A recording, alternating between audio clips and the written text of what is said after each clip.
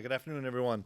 Obviously, going back and looking at the film from Saturday, we didn't play as well as we need to and capable of offensively, and we've got to correct some things and do a little bit better, much better job in a number of phases, but especially on first down to give us an opportunity to create some third and shorts.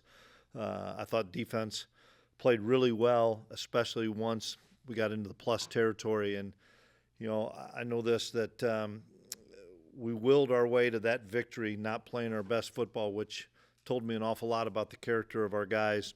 A couple things happened in there with guys that have been in our program an awful long time, making big-time plays on defense. And then, we had a drive in the fourth quarter when we needed to have a drive and had 2 fourth-down conversions. I thought Oak came up big on a play. I thought Joe Jackson came up big on a play.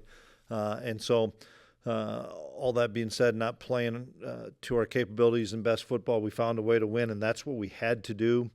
But we got to turn the page fast because we have a really good opponent at their place. And, we watched the film yesterday morning or early afternoon and then flipped it quickly because this is going to be a really difficult environment to play in and a really good team. What does Utah do so well that gives you concern? Well, offensively, I think offensive line is as good as offensive line in the Big 12. Plus, you throw in tight ends that can play as O-linemen. They're running the football at will against people, and a lot of different guys carrying the football, quarterbacks, different running backs, wide receivers, so they keep you off balance because there's the amount of different runs that they have, and they control the clock, keep it away from your offense. Then on defense, you kind of know what you're going to get. They're going to come after you and play a lot of man coverage, do a really good job up front, and so for us, we've got to be able to manufacture drives. We've got to be able to stay on the field. I mean, the normal things of staying on the field and getting off the field.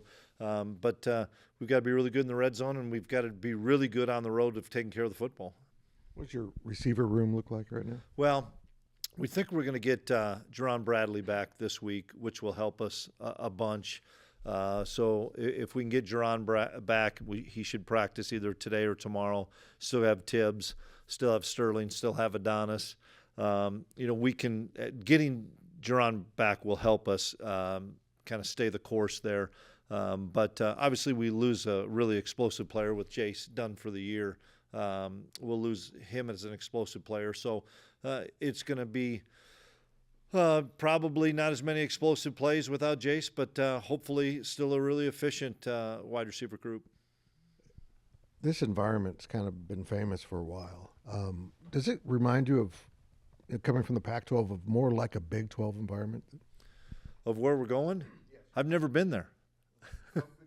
You've heard about it, right? Yeah. I've talked to a few coaches and that have said it's one of the best, if not the best environment in the Big 12. So what a great challenge for our guys to have to go out and play in that and get the opportunity to go out and play. They're a top 12, 13. They're right on that cusp of the CFP. So it's going to be a big challenge. But I look forward to it. I think maybe this is a challenge that comes at the right time. After coming off a disappointing performance offensively, but winning the game, that maybe we can go carefree and just go and play really good football. Chris, how creative do you think Matt and everybody on offense will have to be this week when you are down so many playmakers? I think there's kind of twofold on that. Yes, some creativity, but also some, hey, we got to go back to the basics and be able to play some downhill run game and realize that maybe, getting us 3 yards, getting us 4 yards, and getting into 3rd and 2 and 3rd and 3, where then Avery becomes a bigger factor running the football and throwing the football. Sometimes when you have everybody and you misfire on something and you're 2nd and 10, it puts you behind the sticks the whole time.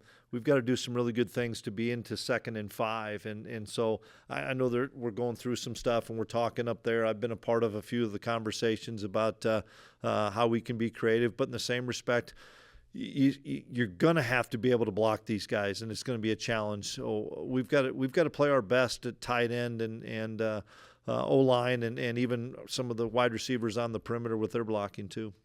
Do you think Lincoln is at a spot where he can contribute more in the passing game? Yeah, without a doubt. I thought he came up with a big play and a big catch on Saturday, but as we continue to spoon feed him, and I know it's game 11 and it's like, how much are you spoon feeding? Well, he missed all of fall camp, and I still go back to that. You missed that much time.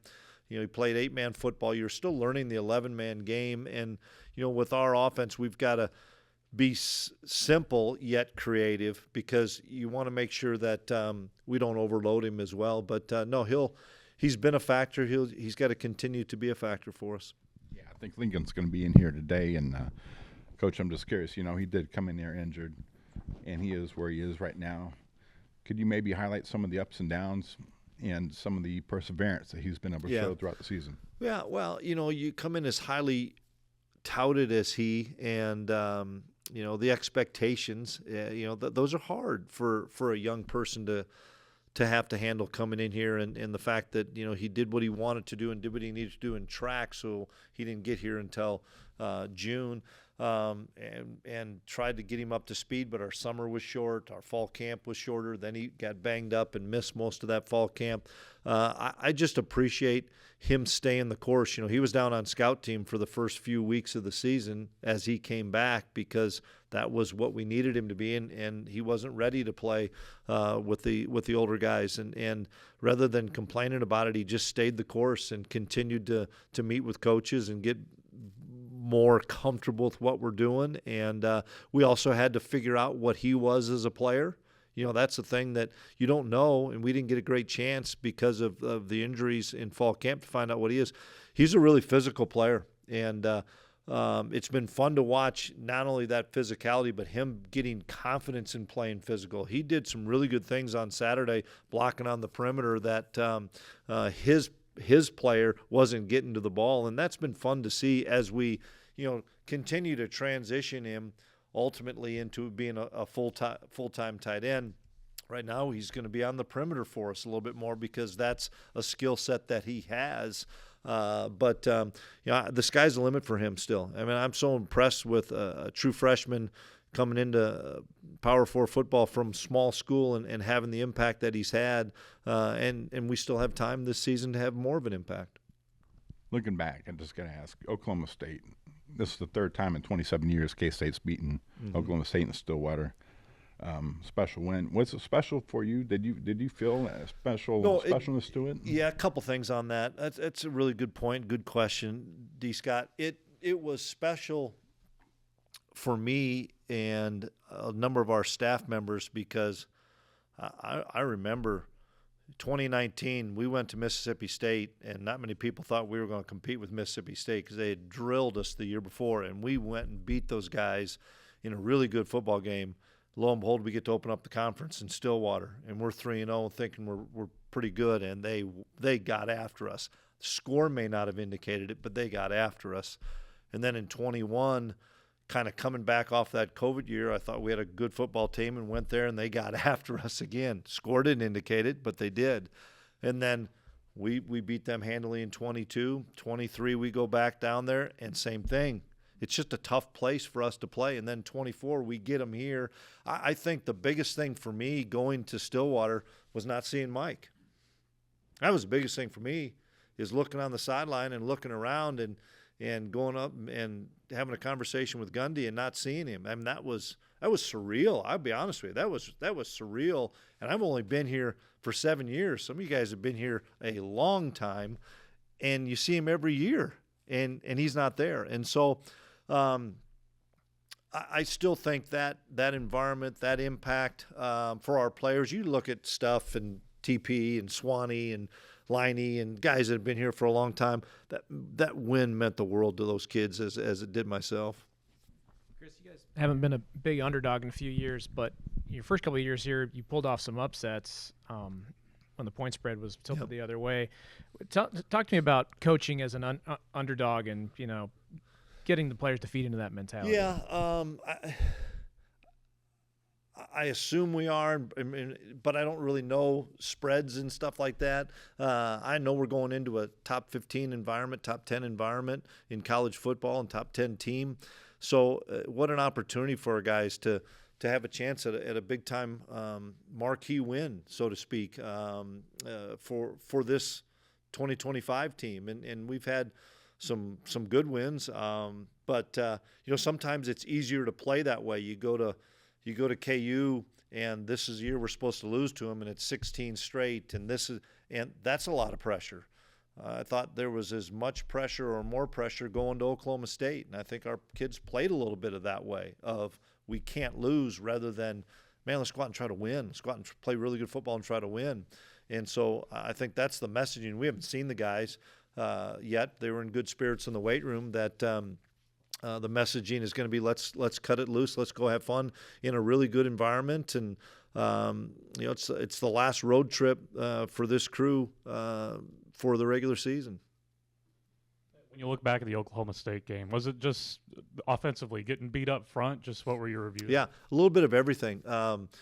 Getting beat up front, some mis-ID on some things. They have a player that spills the play, and we don't track it as an O-lineman and get around. We stay inside the spill, so one guy gets two, and then there's somebody unblocked at the point of attack. I mean, little things like that, as well as because we can't drop the football. We drop passes where it's 2nd and 2. Nope, we're back to 2nd and 10. We can't do that. We can't miss a block on the perimeter when it is 1st and 10 that would get us to 2nd and 3 or 4, and we miss the block and it's 2nd and 12.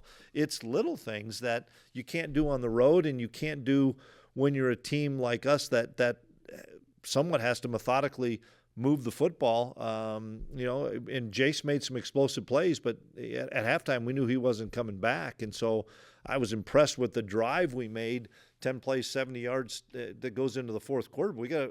Those are the plays we have to make. You can't miss on a 4th and 5, and we didn't. We got the completion to Oak, and they brought everybody, and it was a great throw and catch. And then the 4th and 2 or 4th and 1 where we ran Joe. I mean, the guys did their assignment and blocked. We got to do that on 1st down, not just on 4th down. I've heard you reference a couple times just the April cuts that you guys had Yep. to do. Just how would that the change in that and how that would have helped the season? Well, we'd have had 20-some guys practicing that aren't practicing unless all those guys would have gotten hurt. And right now we're down to about 11 guys on defense when we separate on scouts. That's not Power 4 football. That's really bad. That's a small town high school. When we have 11 guys, that's all the players that we have to go on play on scout team defense. And Sawyer Schilke's playing defensive end because we don't have enough defensive linemen. On offense, you don't rotate an offensive lineman. You got 5 there. Those 5 kids take every snap. Well, this week we have to go against 6 lineman sets, so we can't even do that. Holden Bass has probably got to be the 6 lineman, or Uso does, or Dame does. And that's because we had to cut our roster down because of the house settlement. Other schools probably had to do it as well. But then when we had that, as well as the amount of injuries we had, it just makes it more challenging to practice because you can't be out there forever because you just don't have enough numbers to do it. And, right now, Jet Deneen and Mikey Bergeron split time at tailback on scout team. They're safeties.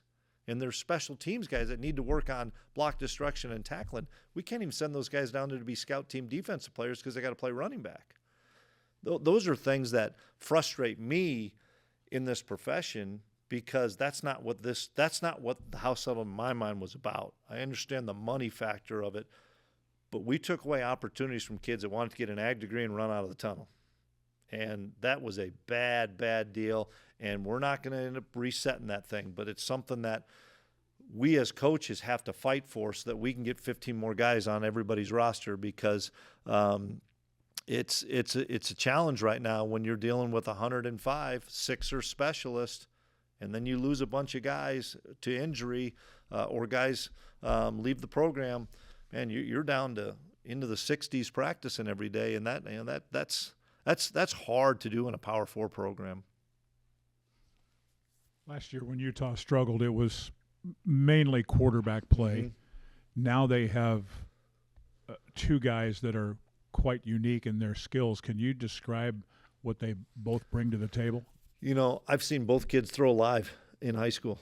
Tui and I went down to Dampier live down in Arizona, and really terrific football player. And ended up going to New Mexico, having a really good career. And then he and the coordinator went to Utah.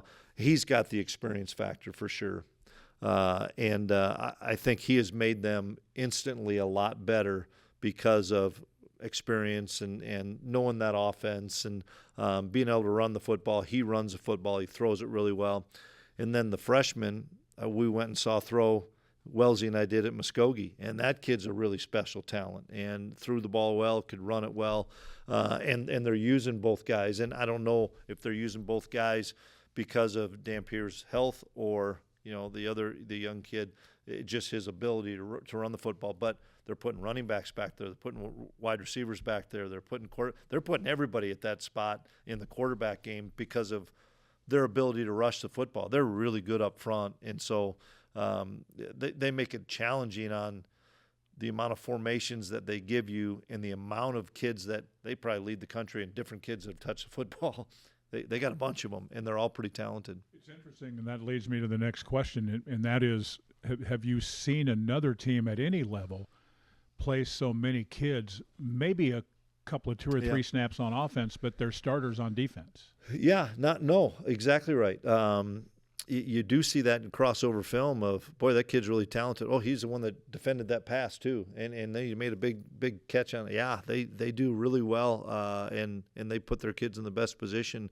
And I think even though they seem complex in what they do, I think they're pretty simple in what they do, so that guys have the ability maybe to help on both sides. And obviously, Kyle's one of the icons in our game and one of the best coaches in the country. And I know that they struggled last season. They weren't going to struggle 2 years in a row, not with that coach and that tradition of what Utah football is. And so they're rolling right now. I know they're rock solid everywhere, but can you comment about their secondary? It just seems to be Yeah. You don't see much weakness there. No, you don't. And they're in attack mode. I think that's the thing, that they're not going to play passive soft coverage and say, we'll let you catch a 5-yard hitch and we'll swarm and tackle him. You're going to work your tail off to catch that hitch and that slant and that under, because they're going to grab you and do a good job of being physical and do it legally. I mean, they're not PIing, they're physical on guys and doing a heck of a job. And so that's a challenge for us, is we've got to be as physical with our pass catchers of getting off of press. I was wondering, with your running back rotation, about just what goes into deciding who goes in where, with who ran the ball last week compared to maybe not having Devon Rice. Practice, practice and who practices the best for BA. We've got a lot of different skill sets back there. We've had some injuries there, not long-term injuries, but miss a week, miss 2 weeks. J.B. Price had missed a few weeks. We're hoping he's back healthy, and he was able to return kickoffs. Joe's been in and out of it. It's just kind of all hands on deck there, and it's going to continue to be that way throughout the season. A thought on Austin Romaine about his future. I know you had to get something done for him. Yep. But are you waiting until the end of the year to have a? No, I'm confident that he'll be back at K-State. We've had some conversations, but you try to save a lot of those for the end of the season. Whether it's him to Jace Brown to DJ Giddens last year to Jacob Parrish last year. Let them enjoy their college experience. And I know when they get hurt like that, you want to speed that answer up sometimes. But we got enough things to worry about right now trying to get ready for Utah. You mentioned both quarterbacks dynamic with their legs. How important is it? More important to have rush lane integrity when you're playing a couple of guys who can really move? Yeah, and you got to be able to get off blocks, and you make all 11 players be a factor in it. That's the thing. You can't play a bunch of big soft zone stuff and you can't play a ton of just pure man, because if they run everybody off, you got one catch guy, and that's it to make that tackle. And I was with defense a little bit, but Coach Klieman's coming up with some good plans, and I think everybody's confident to know that Joe's going to come up with really good plans. And now we just got to get it to our kids to be able to execute it over the next 4 days. And now you're back into the 1 week preparations. We have a bye, and then we don't have a bye. I mean, it's just now we're back into 1 week preparations. And so, this week I think creeps up on you fast. Like, oh shoot, last week we'd had a lot of this stuff in. Now it's who's going to practice today? Who's going to, we've got some guys walking around in boots that I know are going to play, but they're probably not practicing the next couple of days. And so how do we get those? We do a lot of walkthroughs right now, guys. You have to, and Nate's helped us with that. Nate Katzeraz with the NFL stuff of how many bodies that they typically get down to. You got to be really precise with your walkthroughs, and you got to do a really good job of replicating it almost like it should look full speed with our knee bend and stuff, so that we can see our fits.